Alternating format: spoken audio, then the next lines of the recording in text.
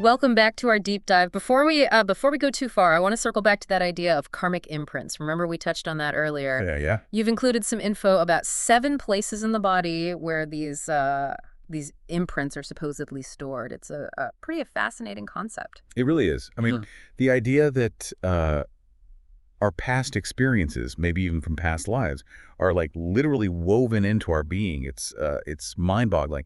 But if those imprints are so deep, why can't we just remember them?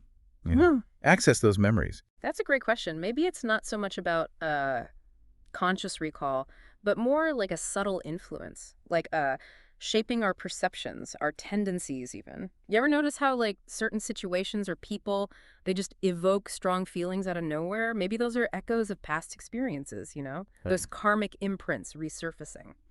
Interesting. Yeah, it's like our past is always with us then, right? Influencing us in ways we don't even realize. Right. It kind of ties into that Buddhist concept of interconnectedness. You know, the idea that everything's linked through cause and effect. We're not just isolated individuals. We're part of this vast web of experience. Yeah, and that brings us back to Sri Lanka and that challenge to those traditional Buddhist narratives.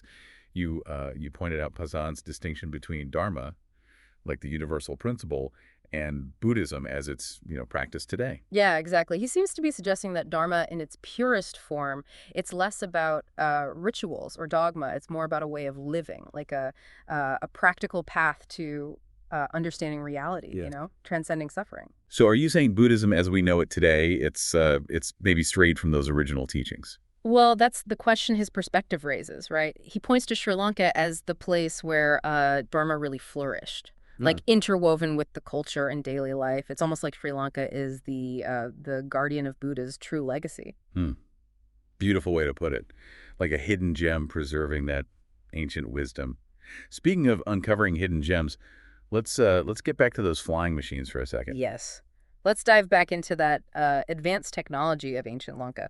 So Pasan mentions Pathirachi's research again, and this time he reveals that Ravana had a whole fleet of aircraft, not just the Pushpaka Vimana. Wow, a whole fleet. Imagine that. Soaring through the sky in a flower-shaped chariot centuries before airplanes. It's hard to even grasp that level of technology back then. It really is, and the descriptions, they emphasize how sophisticated these flying machines were. Like the Pushpaka Vimana, it was decorated like a flower. It was designed for leisure, for prestige. It reflects a level of technological prowess that just it defies our modern assumptions. Right. So it wasn't just about function for them. Their technology was like an extension of their art, their culture. Exactly. And that concept of advanced technology in ancient Lanka goes beyond just Ravana, too. We talked about the Dandamanara earlier associated with the Sakviti kings. Yeah. Well, the fact that a sutra describes Buddha recalling a past life as a Sakviti king, specifically showing the Dandamanara, it suggests a really a profound connection there, like between spirituality and technological mastery. So we're seeing this theme again, right? Spirituality and technology.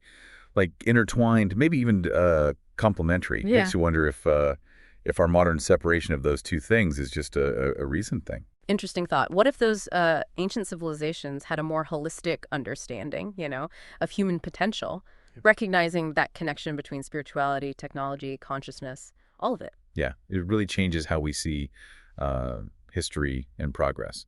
But let's shift gears a bit. Come back to Sri Lanka's spiritual legacy. Your sources, they emphasize the island's role as the true heart of Buddhism over and over again. Yeah.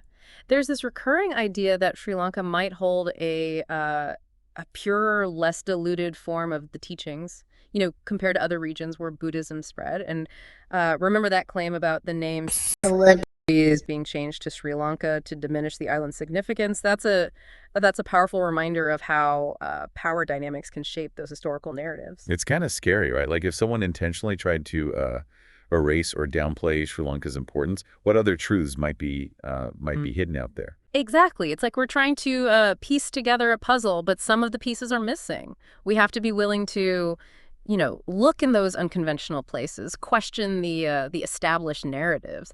And that brings us to another fascinating piece of this puzzle, the Lankavatara Sutra. Oh, yeah. We haven't even scratched the surface of this text. It's said to contain the essence of Zen Buddhism, even though it might have originated in Sri Lanka. Yeah. Talk about Talk about turning history on its head. So what are the key teachings of the sutra? Well, one of the most profound concepts is the idea that reality is ultimately a projection of our own minds. Yeah. It's an idea found in many spiritual traditions, but the sutra really explores it in depth. Okay, I'm getting some Matrix vibes here. Yeah. So is it saying that nothing's real, that it's all just an illusion? Not exactly. It's not denying the external world. It's more about recognizing the role our minds play in shaping our perception. It uses that phrase, nothing but the perceptions of our own minds, to emphasize that our understanding of reality is always filtered through our own subjective lens. So it's not that things aren't real, but our perception of them is colored by our own mental filters. Exactly. That's a great way to put it. And the sutra, it encourages us to really examine those filters, those projections that obscure our true nature. So how do we get rid of those filters? How do we achieve that what's it called, personal realization of Buddha knowledge? Well, that's the heart of the sutra's teachings. It emphasizes those practices like meditation, mindfulness, cultivating wisdom and compassion. These practices help us purify our minds, see reality more clearly. So it's not just about reading it, right? It's about putting those teachings into practice in our daily lives. Exactly, embodying those insights, transforming our way of being in the world. It's a lifelong journey, Yeah. of self-discovery, realization. This sutra, it sounds incredibly profound, but also kind of daunting. Where do we even begin? That's the beauty of exploration, right? We approach these texts with curiosity and an open mind, allow ourselves to be challenged and transformed. And that's exactly what we'll do in part 3. We'll continue to unravel those mysteries of the Lankavatara Sutra, explore its relevance for us today. All right, welcome back. We're jumping right back into this Lankavatara Sutra. Seems like this is a key piece for you here. Yeah, the sutra, it's kind of a hidden gem in itself, like often overshadowed by other Buddhist texts, but it might hold some really profound insights. Right. Before the break, we were talking about that idea that reality is a projection of our minds, as described in the sutra. I'm still trying to wrap my head around that one. It's a lot to take in. It's definitely a mind-bending idea, for sure. It's like we were saying, it's not denying that, the world exists, but it does make you think about how much of what we perceive is shaped by our own mental filters. Yeah. So it's not that things aren't real, but our perception of them is, it's not always accurate. Right. The sutra actually uses this analogy of a magician creating illusions. The illusion seems real, right? But we know it's a trick, like a manipulation of perception. And similarly, the sutra suggests that our everyday experience of reality is also kind of an illusion created by those projections of our minds. Hmm. Okay, so like we're all magicians in a way then, creating our own illusions. In a way, yeah. But the key is to become aware of those illusions, right? And that's where that concept of Buddha knowledge comes in. The sutra describes it as a state of awakened awareness, like where you've seen through those limitations, and you can perceive reality as it truly is. Okay, so Buddha knowledge is kind of like seeing behind the curtain, right? Understanding how those illusions work. Exactly. It's about recognizing the impermanent, interconnected nature of everything, free from those distortions and attachments. But how do we get there? The sutra mentions things like meditation and mindfulness, Yeah. developing wisdom and compassion. Are those the keys to unlock that Buddha knowledge? The sutra presents those practices as essential, I'd say, like tools to purify the mind, to cultivate that deeper awareness. So meditation helps calm the mind, right? Allows us to observe those thoughts and emotions without getting carried away. And mindfulness that brings our attention to the present moment, helps us break free from dwelling on the past or worrying about the future. Sounds like a lot of inner work. Is this something you do on your own, or is there a role for like community or guidance? Well, personal effort is definitely crucial, but the sutra also acknowledges the importance of teachers, and the sangha, the community of practitioners. They offer support, guidance, inspiration along the way. Okay, so it's not a solo mission then. That's good to know. But if we put in the work, can anyone achieve this Buddha knowledge? Is it available to everyone? The sutra suggests that the potential for awakening is inherent in all of us. We all have that capacity to realize our true nature, to break free from those illusions and experience the world with clarity, with compassion. That's a pretty powerful message and hopeful too. It's like we all have this incredible potential just waiting to be unlocked. But if it's already there, why do we need a sutra to tell us that? Well, think of the sutra as a guide, like a map, to help us navigate that terrain of the mind. It gives us teachings, practices, perspectives that can help us along that journey.